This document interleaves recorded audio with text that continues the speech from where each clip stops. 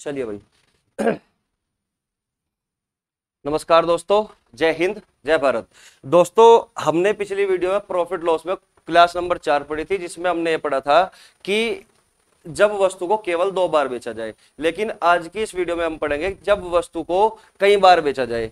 ठीक है, तो सबसे पहले मैं प्रभात कौशिक आप सभी का आपके अपने परिवार डिस्कवरी स्टडी सर्किल के ऑनलाइन प्लेटफॉर्म पर आप सभी का हार्दिक स्वागत करता हूं। तो चलिए दोस्तों, आज हम एक खूबसूरत से क्वेश्चन के साथ आज की क्लास को शुरू करते हैं। ठीक है, देखिए क्वेश्चन नंबर 1।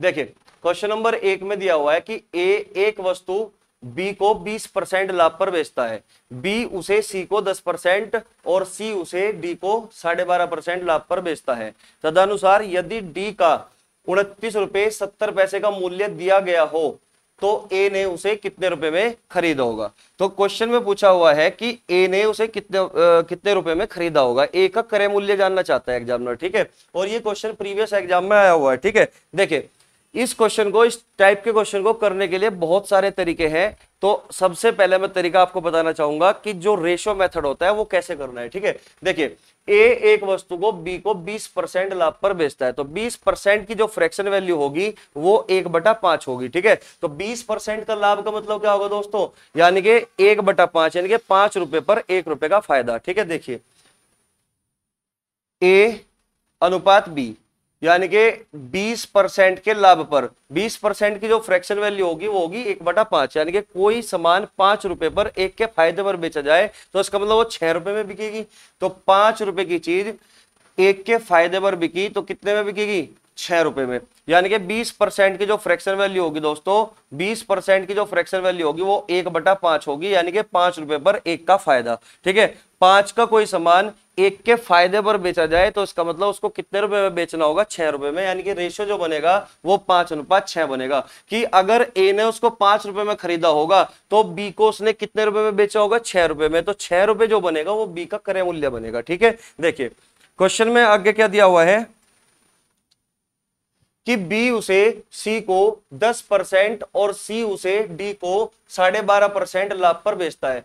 तो बी ने उसको सी को बेचा 10% लाभ पर। 10% की जो फ्रैक्शन वैल्यू होगी वो 1/10 होगी, यानी कि 10 रुपए पर 1 का फायदा, यानी कि 10 की चीज 1 के फायदे पर बेची गई। तो बी बेचेगा दोस्तों उसको 10% के प्रॉफिट पर। ठीक है, किसको, सी को। तो 10% की जो फ्रैक्शन वैल्यू होगी वो कितनी होगी, 1/10, यानी कि 10 रुपए पर 1 का फायदा, यानी कि 10 का कोई सामान 1 के फायदे पर बेचा गया तो उसका मतलब वो 11 रुपए में बेचा गया। क्लियर हुई बात, 11 रुपए में बेचा गया। ठीक है, अब क्वेश्चन में दिया हुआ है कि तदनुसार 12.5%, सी उसे डी को 12.5% लाभ पर, तो सी ने भी उसको डी को 12.5% पर बेचा, तो 12.5% की जो फ्रैक्शन वैल्यू होगी वो 1/8। ठीक है, आपने परसेंटेज पढ़ाई होगा कि 12.5% की जो फ्रैक्शन वैल्यू होगी वो 1/8 होगी, यानी कि 8 रुपए का कोई सामान 1 के फायदे पर बेचा गया तो 8 रुपए का कोई सामान 9 रुपए में बेचा गया होगा। ठीक है, तो सी का डी के साथ जो रेशियो बनेगा वो क्या बनेगा दोस्तों, 8 रुपए का सामान कितने में बेचा गया, 1 के फायदे पर, यानी कि 9 रुपए में। क्लियर हुई बात यहां तक। ठीक है, तो यहां से हमने रेशियो निकाल लिया, ए अनुपात बी, बी अनुपात सी और सी अनुपात डी। ठीक है ना। अब देखिए दोस्तों, क्वेश्चन में यह दिया हुआ है कि यदि डी ने उसके लिए 29 रुपए 70 पैसे का भुगतान किया हो या डी ने उसको 29 रुपए 70 पैसे में खरीदा हो तो ए ने उसे कितने रुपए में खरीदा होगा। तो ए का क्रय मूल्य जानना चाहता है वो आपसे। ठीक है, देखिए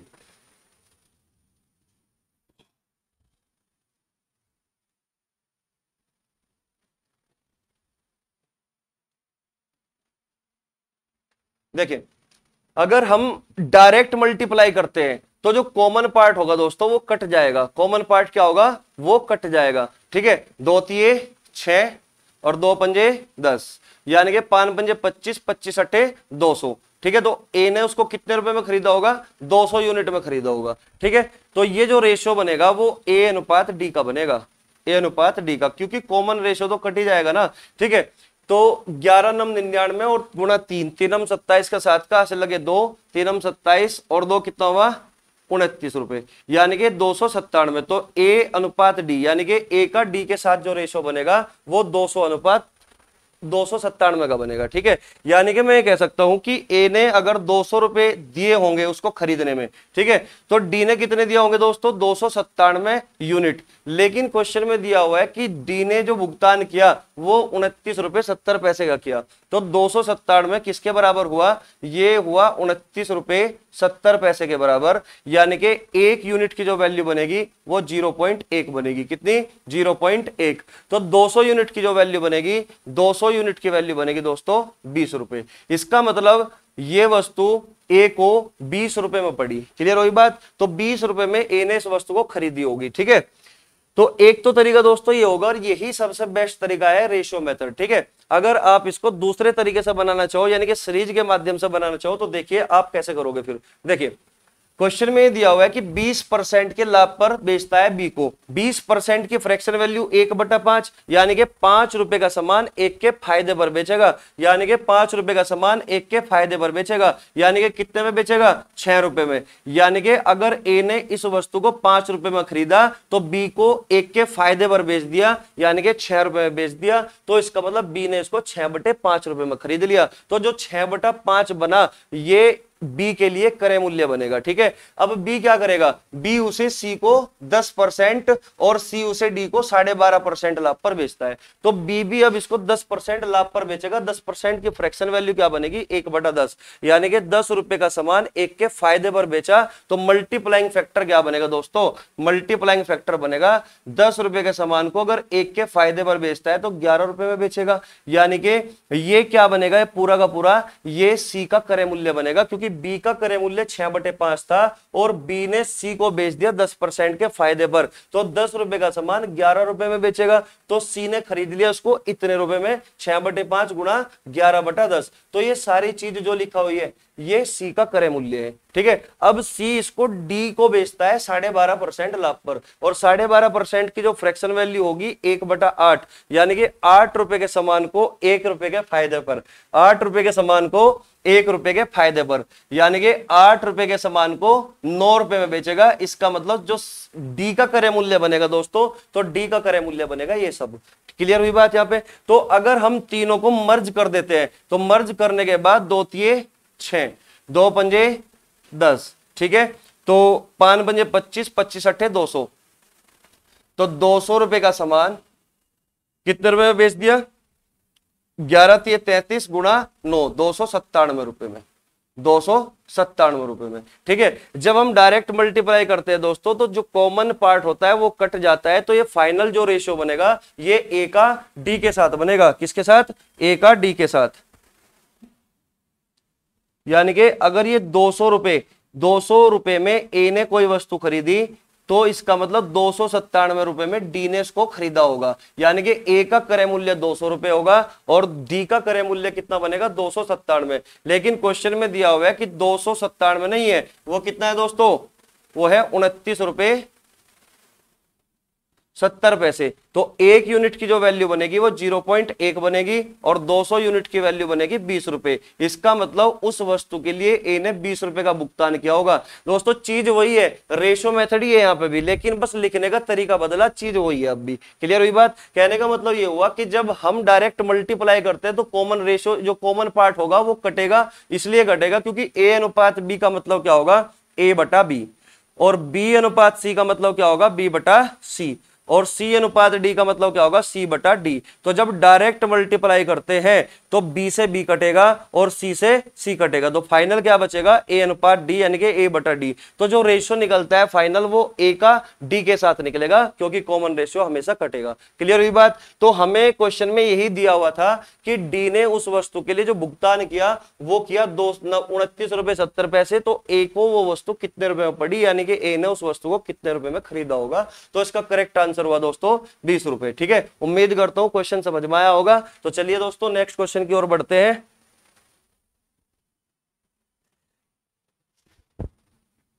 तो ऐसा मिट जाएगा, ये तो गलत बात है।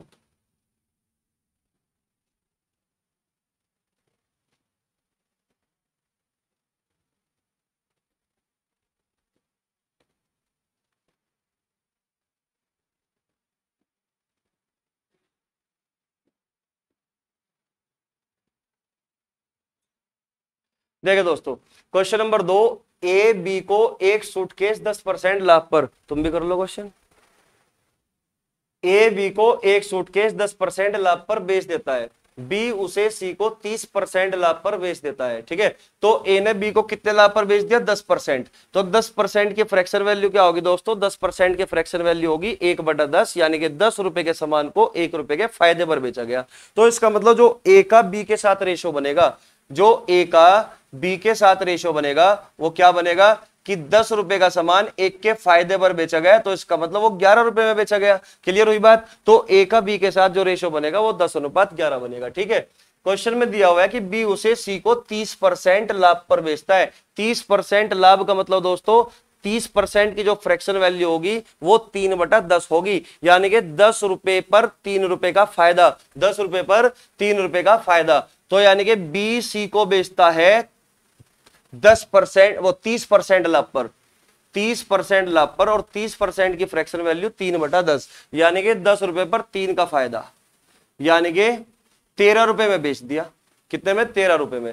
तो तदनुसार यदि सी ने उसके लिए 8860 रुपए दिए हो तो ए ने उसे कितने रुपए में खरीदा होगा? तो क्वेश्चन में दिया हुआ है कि सी का जो क्रय मूल्य है वो 8860 रुपए, सी का जो सीपी है, कॉस्ट प्राइस है, वो कितना है? 8860 रुपए। देखिए दोस्तों, हमें केवल ए और सी का रेशियो चाहिए, हमें केवल किसका रेशियो चाहिए? ए और सी का। तो हम डायरेक्ट मल्टीप्लाई करेंगे ताकि हमारा कॉमन रेशियो कट जाए। तो यहां से क्या बचेगा? ए अनुपात सी, ए रेशियो सी। ठीक है, तो 10 की मल्टीप्लाई 10 में करोगे तो कितना हुआ? 100, और 11 की मल्टीप्लाई 13 में करोगे तो कितना हुआ? 143। इसका मतलब यह हुआ कि उस वस्तु को खरीदने में ए ने कितने रुपए दिए होंगे? 100 रुपए, और सी ने कितने दिए होंगे? 143 रुपए। जबकि क्वेश्चन में कितना दिया हुआ है सी के लिए? 8860 रुपए। ठीक है, तो 8860 जो वैल्यू होगी ये 143 यूनिट के बराबर होगी, 8860 रुपए। तो एक यूनिट की वैल्यू कितनी होगी? 20। एक यूनिट की वैल्यू कितनी? 20। तो 100 यूनिट की वैल्यू कितने बनेगी दोस्तों? 2000 रुपए। ठीक है, तो उम्मीद करता हूं क्वेश्चन आपको समझ में आया होगा और सी ऑप्शन इसका करेक्ट आंसर होगा। ठीक है ना? यहां तक कोई दिक्कत है आपको? चल दिए, बस इतना ही करना था। चलो नेक्स्ट क्वेश्चन बढ़ते हैं। देखिए नेक्स्ट क्वेश्चन की ओर बढ़ते हैं। ठीक है,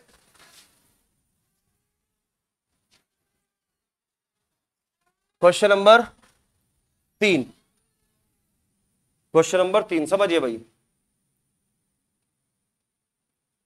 क्वेश्चन नंबर 3, देखिए दोस्तों, ये जो क्वेश्चन है आपका क्वेश्चन नंबर 3, ये बहुत ज्यादा इंपॉर्टेंट क्वेश्चन है और सबसे ज्यादा रिपीट होने वाला क्वेश्चन है। ठीक है, सेम डाटा के साथ सेम शब्दों के साथ रिपीटेशन करता है ये क्वेश्चन। ठीक है, इसलिए बहुत ज्यादा इंपॉर्टेंट क्वेश्चन हुआ। ठीक है, तो तरीके तो बहुत सारे हैं क्वेश्चन को करने के, लेकिन मैं केवल ये समझाना चाहूंगा कि जब भी इस टाइप का आपको क्वेश्चन मिले एग्जाम के अंदर, तो आप ऐसे क्वेश्चनों को केवल रेशियो से करने का प्रयास करना, या फिर आपको जैसे मैंने पहला तरीका बताया था कि आप उसको सीरीज के माध्यम से भी कर सकते हो, यानी कि मल्टीप्लाइंग फैक्टर के माध्यम से भी इस क्वेश्चन को सॉल्व कर सकते हो। ठीक है, लेकिन जब बच्चा फंस जाता है तब वो रेशियो को ही पकड़ता है। ठीक है, देखिए दोस्तों, क्वेश्चन में ये दिया हुआ है कि योगिता ने श्यामला को 20% के अभिलाभ पर प्लाज्मा टीवी बेचा। कितने लाभ पर? 20% के लाभ पर। क्वेश्चन में दिया हुआ है 20% के लाभ पर। ठीक है,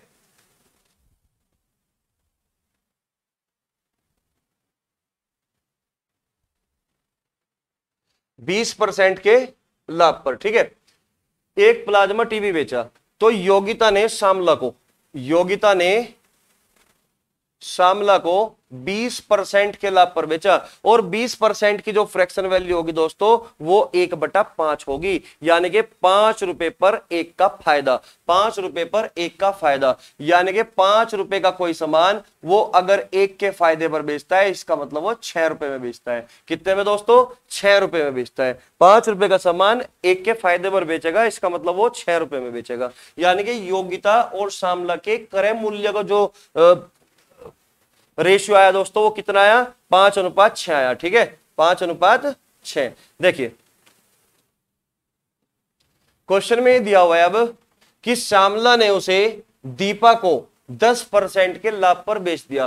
तो श्यामला ने उसको दीपक को कितने परसेंट लाभ पर बेच दिया दोस्तों? दीपक को बेच दिया 10% के लाभ पर, और 10% की जो फ्रैक्शन वैल्यू बनेगी वो 1/10 बनेगी, यानी कि 10 रुपए पर 1 के फायदा, यानी कि 10 रुपए पर 1 का फायदा, यानी कि श्यामला ने अगर उसको 10 रुपए में खरीदा होगा तो 1 के फायदे पर बेचा होगा, यानी कि 11 रुपए में बेचा होगा। तो श्यामला और दीपा के क्रय मूल्य का जो रेशो बनेगा वो 10:11 बनेगा। ठीक है ना। यहाँ पे अब क्वेश्चन में क्या दिया हुआ है कि यदि दीपा को प्लाज्मा टीवी के लिए 33,000 रुपए का भुगतान करना पड़े, कितने का? 33,000 रुपए का भुगतान करना पड़े। किसको? दीपा को। क्लियर हुई बात? यदि दीपा को 33,000 का भुगतान करना पड़े तो योग्यता के लिए प्लाज्मा टीवी का लागत मूल्य क्या होगा? यानी कि वो आपसे पूछना ये चाहता है कि योग्यता ने उस टीवी के लिए कितने रुपए दिए, टीवी का क्रय मूल्य क्या होगा योग्यता के लिए, आपसे केवल वो यही जानना चाहता है। तो दोस्तों जब वस्तु को कई बार बेचा जाता है तो हम रेशो मेथड को सबसे बेस्ट मान के चलते हैं। ठीक है, देखिए अगर मैं इनकी डायरेक्ट मल्टीप्लाई करता हूं, अगर मैं इनकी डायरेक्ट मल्टीप्लाई करता हूं तो इस बात का मतलब ये होगा कि कॉमन रेशो कट जाएगा, यानी कि श्यामला से श्यामला कट जाएगा, तो रेशो किसका बनेगा? योगिता से दीपा का रेशो बनेगा, जो हमें चाहिए था। ठीक है, तो 2 तिये 6 और 2 पंजे 10, यानी कि 5 पंजे 25 और 11 तिये 33, 11 तिये 33, यानी कि योग्यता ने उस टीवी के लिए 25 यूनिट दिए और दीपा ने उस टीवी के लिए 33 यूनिट दिए, जबकि क्वेश्चन में ये दिया हुआ है कि कि दीपा ने उस टीवी के लिए 33,000 रुपए का भुगतान किया, लेकिन हम यहां पर कितना कह रहे हैं? 33 यूनिट का। इसका मतलब ये 33 यूनिट ही 33,000 के बराबर होगा। 33 यूनिट ही किसके बराबर होगा? 33,000 रुपए के बराबर होगा। तो 1 यूनिट की वैल्यू कितनी दोस्तों? 1,000 होगी। 1 यूनिट की वैल्यू 1,000, तो 25 यूनिट की वैल्यू कितनी होगी दोस्तों?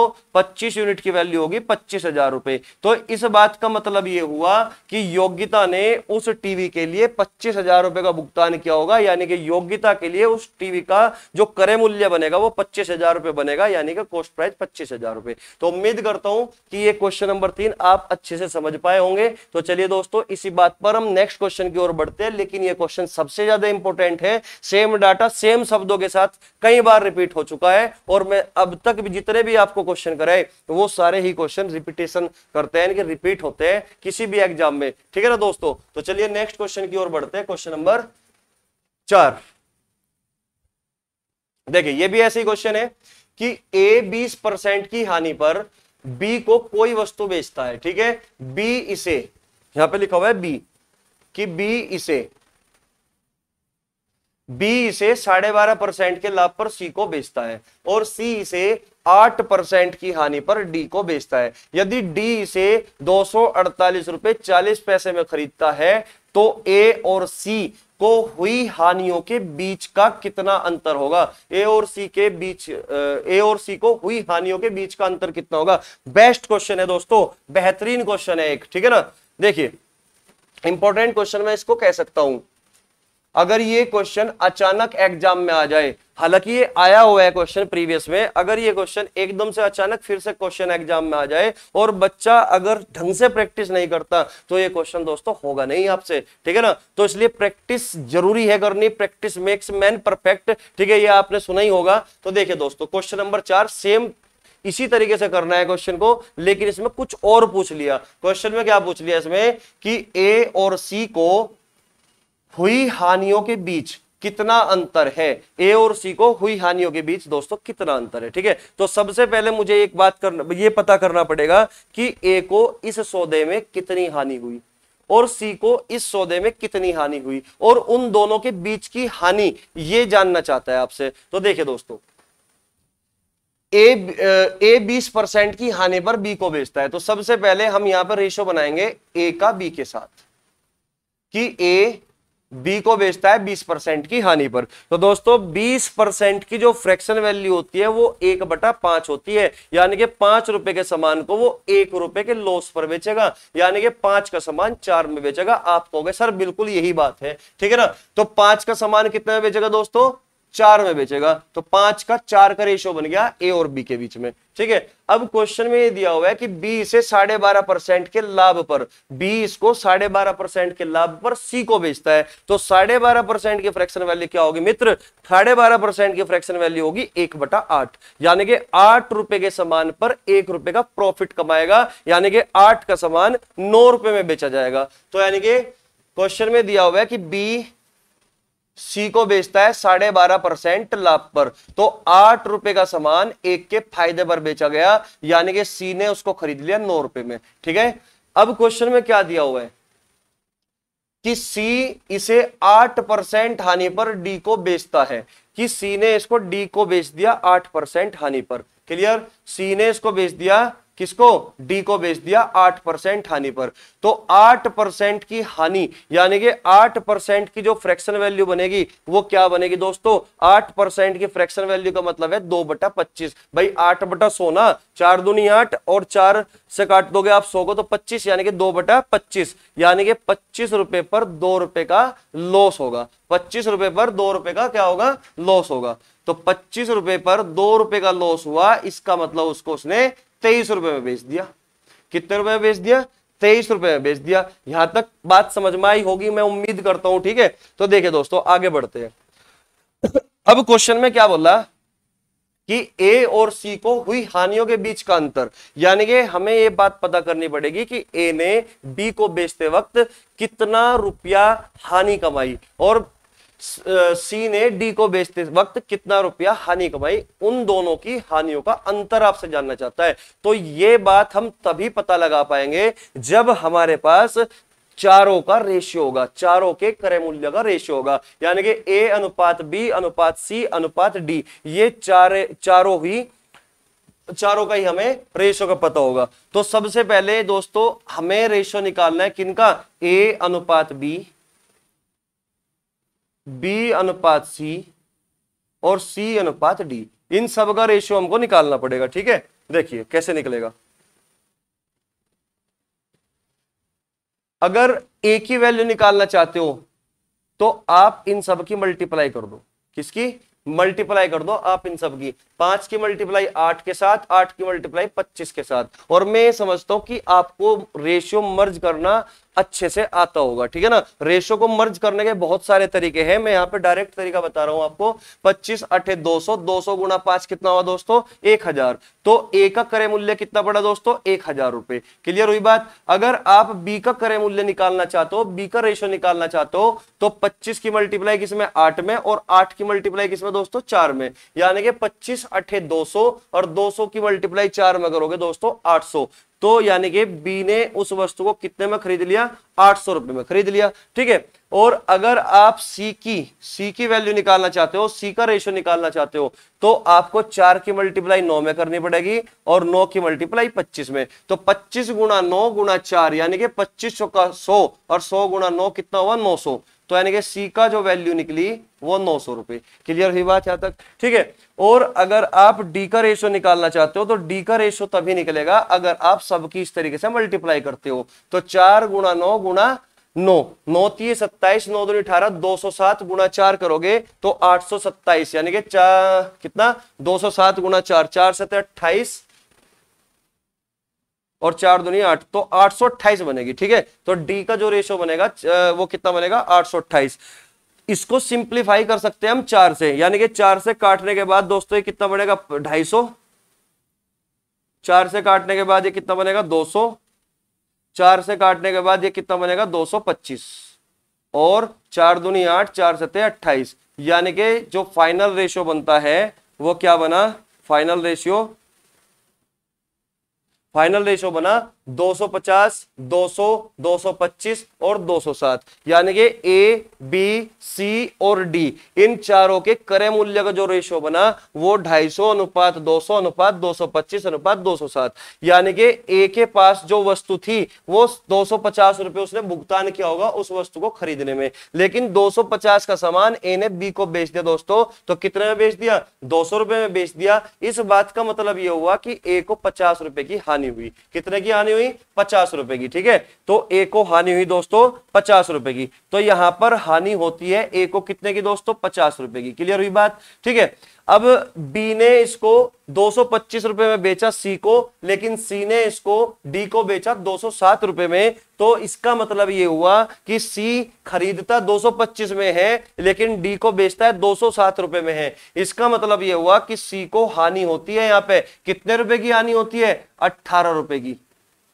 कितने की हानि हुई दोस्तों 18 रुपए की। क्लियर हुई बात यहां पे। और क्वेश्चन में आपसे यही पूछा गया कि ए और सी की हानियों के बीच कितना अंतर है, तो ए और सी के बीच हानियों का कितना अंतर है, तो यहां पे अंतर कितना हुआ दोस्तों, यहां पे अंतर है 32 यूनिट। यानी कि इसका मतलब वो आपसे 32 यूनिट की वैल्यू चाहता है। कितने की वैल्यू 32 यूनिट की वैल्यू। जबकि इस वस्तु को खरीदने में डी ने इसके लिए 248 रुपए 40 पैसे का भुगतान किया। कितने का 248 रुपए 40 पैसे का। लेकिन क्वेश्चन में कितना, यहां पे रेशो में कितना है 207, यानी कि 207 यूनिट की जो वैल्यू है वो 248 रुपए 40 पैसे के बराबर है। 248 रुपए 40 पैसे के, यानी कि 12 सत्ते 84, 12 दूनी 24। तो मैं ये कह सकता हूं कि एक यूनिट की वैल्यू 1.2 होगी।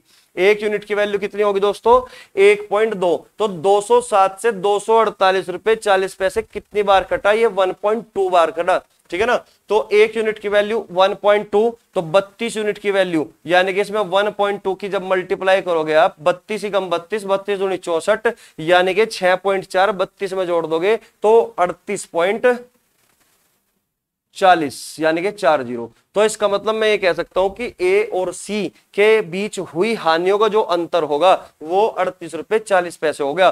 दोस्तों मैं समझता हूं कि ये क्वेश्चन आपको अच्छे से समझ में आया होगा और इसका जो करेक्ट आंसर है दोस्तों बी ऑप्शन है, ठीक है। दोस्तों हमें इतना चीज हमें समझाने में, इतना वक्त हमें समझाने में टाइम लगा, लेकिन इस क्वेश्चन को करने में इतना टाइम नहीं लेना, हमें बहुत जल्दी रेशियो मर्ज करके ये चीज करना है, ठीक है ना।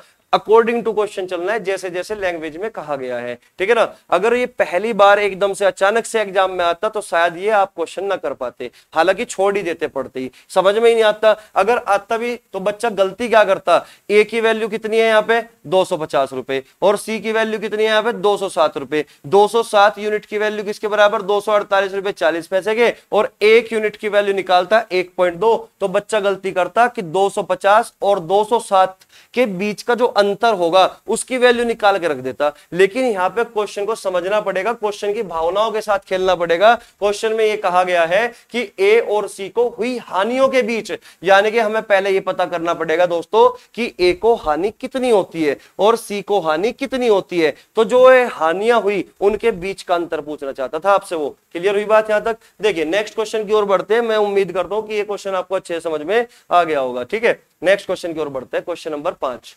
देखिए क्वेश्चन में दिया गया है कि ए ने बी को 4800 रुपए में एक घोड़ा बेचा। कितने रुपए में 4800 रुपए में एक घोड़ा बेचा, जिस पर उसे 20% की हानि हुई। किसको हानि होती है, ए को हानि होती है 4800 रुपए में 4800 रुपए में घोड़ा बेचने पर, ठीक है। और बी उसे सी को इतनी कीमत पर बेचता है कि ए को 15% का लाभ होता है।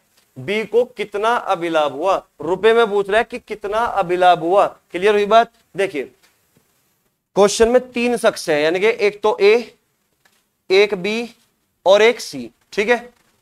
क्वेश्चन में ये कहा गया कि ए ने बी को 4800 रुपए में घोड़ा बेचा। कितने रुपए में 4800। तो 4800 रुपए में बेचकर ए को होती है हानि कितनी 20%। तो ए को 20% हानि हुई। कितनी हानि हुई दोस्तों 20% हानि हुई ए को। क्लियर हुई बात यहां तक, ठीक है। अब क्वेश्चन में ये कहा गया कि बी ने उसे सी को इतनी कीमत पर बेचा। बी ने उसको सी को इतनी कीमत पर बेचा कि ए को 15% लाभ होता है। ए को कितना लाभ होता है दोस्तों 15% लाभ होता है। ए को 15% लाभ होता है। तो बी को कितना अभिलाभ हुआ, बी को कितने रुपए का फायदा हुआ, ये आपसे जानना चाहता है, ठीक है। देखिए बहुत इजी क्वेश्चन है, रेशियो से क्वेश्चन करना है। ठीक है, आप मुझे एक बात बताइए, हम ए को टारगेट करते हुए चल रहे हैं कि ए ने बी को 4800 रुपए में घोड़ा बेच दिया और 20% का नुकसान उठाया, जबकि बी ने उसको सी को बेच दिया और इतनी कीमत पर बेच दिया कि ए को डायरेक्ट फायदा हुआ 15% का। तो मैं मान के चलता हूं मेरे दोस्त, मैं मान के चलता हूं कि ए ने उस घोड़े को 100 रुपए में खरीदा होगा। अगर ए ने उसको 100 रुपए में खरीदा और बी को बेचने पर उसको 20% का लॉस हुआ, तो इसका मतलब बी को उसने 80 रुपए में बेच दिया होगा, यानी कि बी के लिए क्रय मूल्य 80 रुपए बनेगा। आप कहोगे सर बिल्कुल यही बनेगा, क्लियर हुई बात। अब बी ने क्या किया, बी ने सी को इस घोड़े को बेच दिया और इतनी कीमत पर बेच दिया कि ए को 15% का फायदा हुआ, यानी कि ए को 15% का फायदा हुआ दोस्तों। तो 100 का 15%, 15 रुपए का फायदा, तो 100 में 15 जोड़ोगे तो कितने का फायदा, कितने का फायदा, 15 का। तो कितने का बेच दिया होगा, 115 का बेच दिया होगा। आप कहोगे सर बिल्कुल सही, ठीक है ना भाई। 20% का लॉस हुआ तो 80 और 15% का फायदा हुआ तो सी को कितने कीमत पर बेचा गया होगा, 115 में बेचा गया होगा, तभी तो ए को 15% का फायदा होगा, है भाई, तभी तो ए को 15% का फायदा होगा, है भाई। अब हमें करना क्या है, अब हमें रेशो बनाना है इसका। तो आप इसको 5 से काट दीजिए, 5 दूनी 10 यानी कि 20, 5 से काट दोगे 16, 5 से काट दोगे 23। इसका मतलब मैं ये कह सकता हूं कि अगर ए ने उसको 20 में खरीदा और बी को उसने 16 रुपए में बेच दिया या 16 यूनिट में बेच दिया और बी ने उसको 23 यूनिट में बेच दिया, तो मुझे आप ये बताओ, अगर बी को 16 रुपए में पड़ा वो घोड़ा लेकिन उसने सी को बेच दिया 23 में, तो बी को फायदा हुआ कि नुकसान। आप कहोगे सर फायदा हुआ। कितने का फायदा हुआ, फायदा हुआ उसको 7 यूनिट का। कितने का फायदा हुआ दोस्तों, 7 यूनिट का। लेकिन ए ने बी को 4800 रुपए में घोड़ा बेचा था, ए ने बी को कितने रुपए में बेचा था घोड़ा, 4800 रुपए में। इसका मतलब ये हुआ कि ए के लिए जो 4800 रुपए था वो विक्रय मूल्य था, जबकि बी के लिए 4800 रुपए क्रय मूल्य यानी कि कॉस्ट प्राइस का काम करेगा। जबकि बी का जो कॉस्ट प्राइस है दोस्तों वो 16 यूनिट है। क्या 16 यूनिट ही 4800 रुपए के बराबर होगा? आप कहोगे जी बिल्कुल, 4800 रुपए बी के लिए क्रय मूल्य का काम करेगा, तो 16 यूनिट 4800 के बराबर। तो 1 यूनिट किसके बराबर दोस्तों, 1 यूनिट होगा 300 के बराबर। अगर 1 यूनिट 300 के बराबर है तो 7 यूनिट किसके बराबर होगा, 7 यूनिट होगा दोस्तों 2100 रुपए के बराबर। तो मैं ये कह सकता हूं कि बी को टोटल 2100 रुपए का फायदा हुआ, बी को टोटल 2100 का फायदा होगा। उम्मीद करता हूं दोस्तों ये क्वेश्चन आपको अच्छे से समझ में आया होगा और बहुत जबरदस्त क्वेश्चन है, बहुत आसान क्वेश्चन है। अकॉर्डिंग टू लैंग्वेज काम करना है, अपना आप ही क्वेश्चन तो झक मार के निकलेगा, ठीक है ना। तो चलिए दोस्तों नेक्स्ट क्वेश्चन की ओर बढ़ते हैं। डी ऑप्शन इसका करेक्ट आंसर है, ठीक है। देखिए क्वेश्चन नंबर 6 देखिए, ए ने बी को एक टेप रिकॉर्डर 4860 रुपए में 19% की हानि पर बेच दिया, 19% की हानि पर बेचा। फिर बी ने उसे सी को ऐसी कीमत पर बेचा कि उससे ए को 17% का लाभ हुआ। कितना परसेंट का, 17% का लाभ हुआ। तदनुसार बी का लाभ कितना था? तो आपने एक चीज देख ली होगी, पूरे क्वेश्चन में आंसर परसेंटेज में चाहता है एग्जामिनर। अगर आंसर परसेंटेज में चाहता है और हमारे पास रेशियो है तो मित्र हमें डाटा का कोई प्रयोग नहीं करना, यानी कि 4860 का कोई रोल नहीं है क्वेश्चन में। अब क्लियर हुई बात। देखिए समझते हैं, सेम इसी टाइप का क्वेश्चन है जैसा जैसा अभी कराया, ठीक है। ए ने बी को एक टेप रिकॉर्डर 4860 रुपए में 19% की हानि पर बेच दिया, यानी कि ये ए है और ये बी है।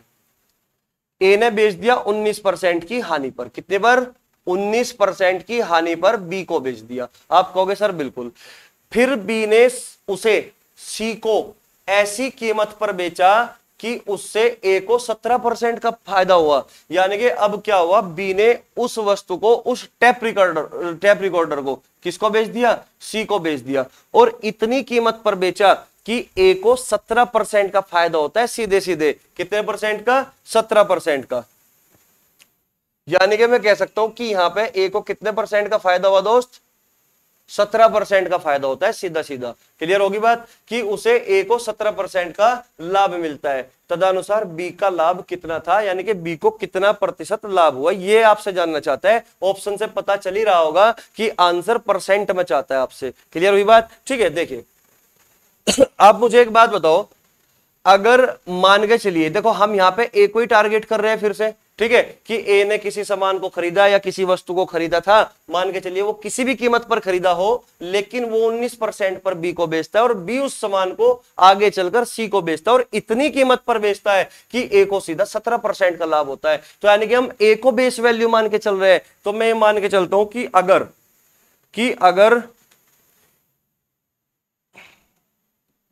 अगर ए ने उस सामान को 100 रुपए में खरीदा होगा, कितने में खरीदा होगा दोस्तों, 100 रुपए में खरीदा होगा, तो 19% की हानि हुई बी को बेचते वक्त, है भाई, 19% की हानि होती है बी को बेचते वक्त। तो इसका मतलब यह हुआ कि 19% कम में बेचेगा, है भाई, 19% कम में बेचेगा, तो इसका मतलब 81 में बेचेगा कि नहीं। आप कहोगे सर बिल्कुल, कितने में बेचेगा, 81 रुपए में। यहां तक बात सही है, आप कहोगे बिल्कुल, ठीक है। अब चलिए आगे, अब बी उस टेप रिकॉर्डर को सी को बेचता है और इतनी कीमत पर बेचता है कि ए को सीधा 17% का फायदा होता है। तो इसका मतलब क्या होगा, 17% का फायदा तभी होगा जब उसको 117 रुपए में बेचा गया होगा। यानी कि ए को 17% का फायदा तभी होगा जब बी सी को 117 रुपए में बेचता होगा।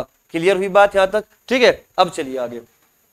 तो आप मुझे ये बताओ, ये रेशियो बनाया जा सकता है भाई, रेशियो बनाया जा सकता है क्या, नहीं बनाया जा सकता, क्योंकि ये 100 है, ये 81 है, ये 117 है, तो किसी एक कॉमन नंबर से इसको मैं काट नहीं सकता। क्लियर होगी बात, क्योंकि ये 3 की पावर 4 है और 100 में 3 नहीं है। क्लियर हुई बात यहां तक। तो क्वेश्चन में आपसे जानना चाहता है कि बी को कितना लाभ हुआ, बी को कितना लाभ हुआ। इसका मतलब ये हुआ केवल और केवल सारा खेल जो रचना है हमें, वो बी और सी के बीच में रचना है, क्योंकि बी को लाभ पूछ रहा है वो कितना हुआ, यानी कि बी ने किसी वस्तु को खरीदकर सी को बेचा है, तो यानी कि सारा खेल बी और सी के बीच का है, ठीक है। तो मैं दोस्तों बी और सी के बीच में रेशियो बना सकता हूं, बी और सी के बीच में रेशियो बना सकता हूं। अगर मैं इसको देखो, ये 13 निम्मा 117 है, यानी कि ये 9 से कट सकता है और ये भी 9 से कट सकता है। इसका मतलब 9 नम 81 और 9 से काट दोगे 13, यानी कि बी और सी के बीच का जो रेशियो बनेगा वो 9:13 बनेगा।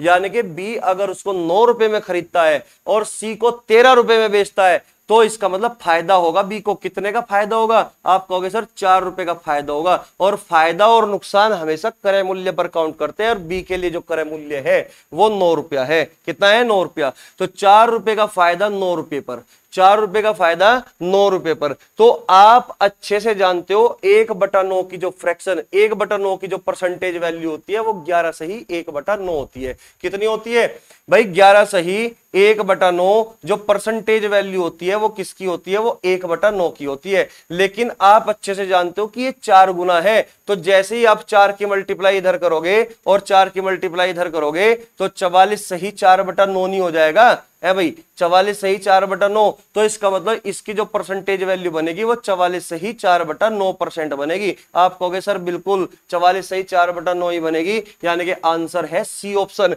क्योंकि इस क्वेश्चन में आपसे केवल और केवल परसेंटेज में आंसर चाहता था, तो वैल्यू यानी कि डाटा पे हम काम बिल्कुल नहीं करेंगे, ठीक है, वैल्यू पर काम हम बिल्कुल नहीं करेंगे, ठीक है भाई। उम्मीद करता हूं कि जो मैं चीज आपको समझाना चाहता था वो आप समझ चुके होंगे, ठीक है। तो नेक्स्ट क्वेश्चन की ओर बढ़ते हैं, क्वेश्चन नंबर 7, जो कि आज की क्लास का लास्ट क्वेश्चन होगा, ठीक है। देखिए क्वेश्चन नंबर 7 को समझने का प्रयास करते हैं। 1 नंबर का तगड़ा क्वेश्चन है क्वेश्चन नंबर 7, ठीक है, इंपॉर्टेंट क्वेश्चन है,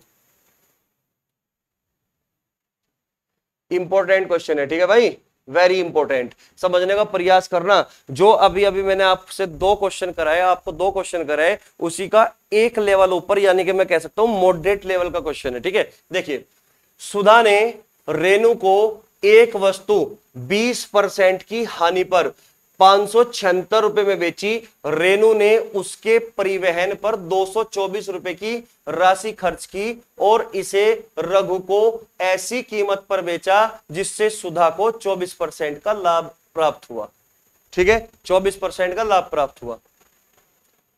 रेणु के लिए लाभ प्रतिशत का ज्ञात कीजिए। क्वेश्चन में पूछा गया कि रेणु के लिए लाभ प्रतिशत ज्ञात कीजिए। समझने का प्रयास करना दोस्त। अगर इस क्वेश्चन में 224 रुपए परिवहन पर 224 रुपए की राशि खर्च ना की होती तो ये जो क्वेश्चन है, जो अभी दो क्वेश्चन हमने कराए पिछले, सेम टाइप के क्वेश्चन हो जाते और डायरेक्ट उसी तरीके से हम रेशियो बनाते और सवाल को कर लेते। ठीक है, लेकिन हमें जो प्रॉब्लम क्रिएट कर रहा है दोस्तों, ये 224 रुपए की राशि कर रहा है। यानी कि मैंने आपको बताया था कि सीपी का मतलब होता है कि जिस कीमत पर हम किसी वस्तु को खरीदते हैं वो कहलाता है सीपी, यानी कि क्रय मूल्य किसी भी वस्तु का। लेकिन मैंने आपको बताया था कि किसी वस्तु को खरीदने में किया गया टोटल इन्वेस्टमेंट क्या कहलाता है दोस्तों, टोटल इन्वेस्टमेंट भी क्या कहलाता है, सीपी कहलाता है, यानी कि क्रय मूल्य कहलाता है। ठीक है, मैंने आपको बताया था कि एक एग्जांपल के माध्यम से मान के चलिए कि हम 25,000 रुपए की कोई एलईडी लेके आए मार्केट से, तो मार्केट से घर पे लाने के लिए उसको रिक्शा में धर के ही तो लाएंगे ना भाई। 500 रुपए रिक्शा वाले ले लिए तो 25,500 रुपए हो गए। ठीक है ना, और एक मैकेनिक को बुलाया जो उसको दीवार पे चिपकाएगा, तो दीवार पे चिपकाने के लिए उसको 2,000 रुपए मैकेनिक को देना पड़ा। ठीक है ना, तो 27,500 रुपए हुए। ठीक है, 500 रुपए का आपने रिचार्ज कराया तो कितने हो गए दोस्तों, 28,000 रुपए। यानी कि सन्नी देओल की पिक्चर को देखने के लिए आपने 28 रुपए का इन्वेस्टमेंट कर दिया। तो इसका मतलब क्या हुआ कि इसका जो टोटल इन्वेस्टमेंट हुआ एलईडी का वो 28,000 रुपए हुआ। तब जाकर तुमने टांग पटांग रख के सन्नी देओल की मूवी देखी, तब जाके एंजॉय किया। तो इसका मतलब टीवी का जो टोटल इन्वेस्टमेंट हुआ, एलईडी का जो टोटल इन्वेस्टमेंट हुआ वो कितना हुआ दोस्तों, वो 28,000 रुपए हुआ। केवल 25,000 नहीं था, 28,000 रुपए है। ठीक है ना, तो टोटल इन्वेस्टमेंट ही किसी वस्तु को लाने में किया जाता है तो वो भी उसका सीपी कहलाता है, कुल टोटल इन्वेस्टमेंट। ठीक है, तो इस क्वेश्चन में भी कुछ ऐसा ही है कि वस्तु तो सुधा ने रेणु को एक वस्तु 20% हानि पर बेची, कितने रुपए में, 576 रुपए में। लेकिन ये 576 रुपए रेणु का टोटल इन्वेस्टमेंट नहीं है, उसने 224 रुपए की राशि का और खर्च किया। उसको उस वस्तु को किसी परिवहन में खर्च किया 224 रुपए का, यानी कि ट्रक में रख के ले गया उसको। क्लियर हुई बात। ठीक है, देखिए अब क्वेश्चन में हुआ क्या, 3 लोगों का जिक्र है। नंबर 1 सुधा, दूसरा जिक्र है रेणु, और तीसरा जिक्र है किसका दोस्तों, रघु का। तीसरा जिक्र है रघु का। क्लियर हुई बात। ठीक है, तो आप यहां पे देखिए भाई 20% की हानि पर सुधा ने रेणु को वो वस्तु बेच दी। 20% की हानि पर 20% की फ्रैक्शन वैल्यू कितनी होगी, 1/5। यानी कि मैं ये कह सकता हूं हानि पर अगर वस्तु बेची गई, अगर वस्तु किस पर बेची गई दोस्तों, अगर वस्तु अगर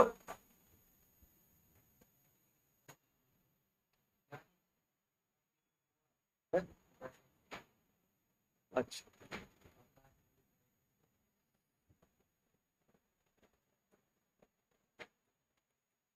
वो पता नहीं मिट गया होगा ना, सिटी यार।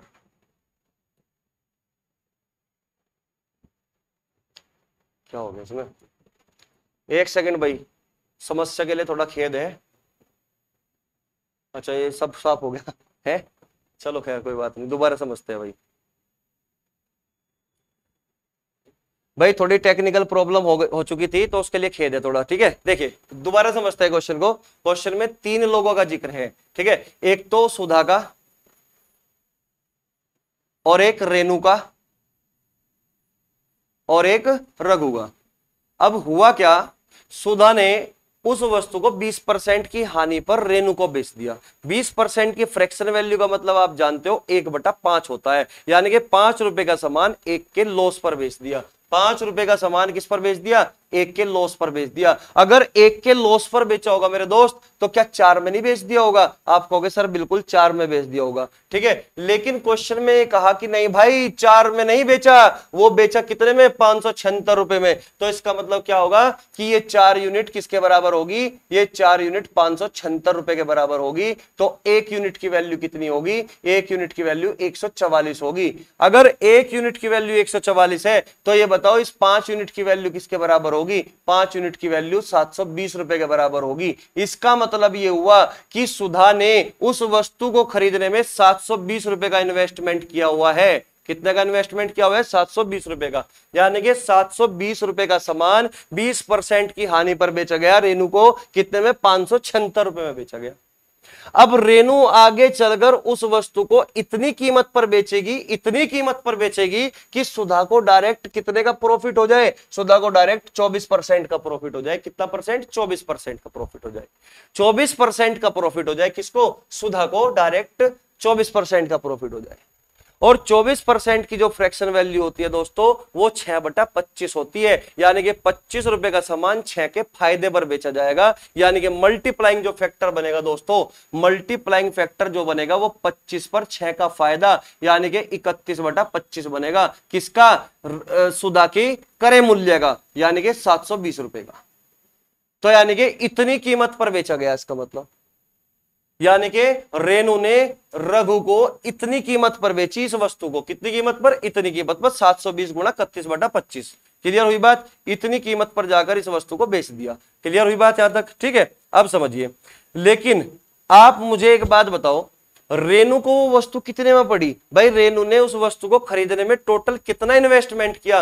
576 रुपए में तो वस्तु खरीद ली गई, लेकिन परिवहन पर कितना खर्च कर दिया? 224 का। तो 576 और 224 यानी कि टोटल 800 रुपए का इन्वेस्टमेंट किया। किसने? रेनू ने। तो रेनू ने इस वस्तु को खरीदने के लिए टोटल 800 रुपए का इन्वेस्टमेंट किया। भाई 576 रुपए में खरीद ली, लेकिन उसको अपने घर पे ले जाने के लिए परिवहन पर 224 रुपए का और खर्च किया। तो टोटल इन्वेस्टमेंट कितना हुआ उसका? रेनू का 800 रुपए का इन्वेस्टमेंट हुआ। तो मैं ये कह सकता हूं कि रेनू ने 800 रुपए में वस्तु खरीदी और रघु को इस कीमत पर बेच दी।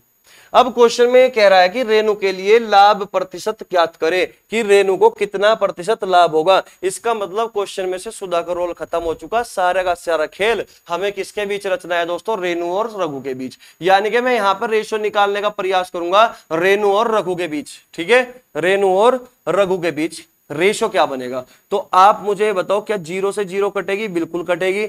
8 से काट दो ये 10 बार, और 8 से काट दो ये 9 बार। क्लियर? 25 की मल्टीप्लाई 10 में करोगे तो 250 बनेगा कि नहीं? भाई 25 की मल्टीप्लाई, जब इधर 10 बचेगा तो 25 की मल्टीप्लाई 10 में करोगे 250, यानी कि मैं कह सकता हूं ये कितना बनेगा दोस्तों? ये 250 बन गया। ठीक है, ये यहां पे मैं लिख देता हूं डायरेक्ट ही कि ये कितना बन गया? 250 रुपए बन गया। और 9 की मल्टीप्लाई 31 में करोगे तो 9 एकम 9, 9 तिये 27, यानी कि 279 रुपए। तो मैं ये कह सकता हूं कि रेनू को अगर वस्तु 250 रुपए की पड़ी और उसने रघु को 279 रुपए में बेच दी, तो उसे रेनू को फायदा होगा कि नुकसान होगा? रेनू को फायदा होगा कि नुकसान? प्रॉफिट होगा कि लॉस होगा? आप कहोगे फायदा होगा, यानी कि प्रॉफिट होगा। कितने का प्रॉफिट हुआ दोस्तों? प्रॉफिट हुआ 29 रुपए का।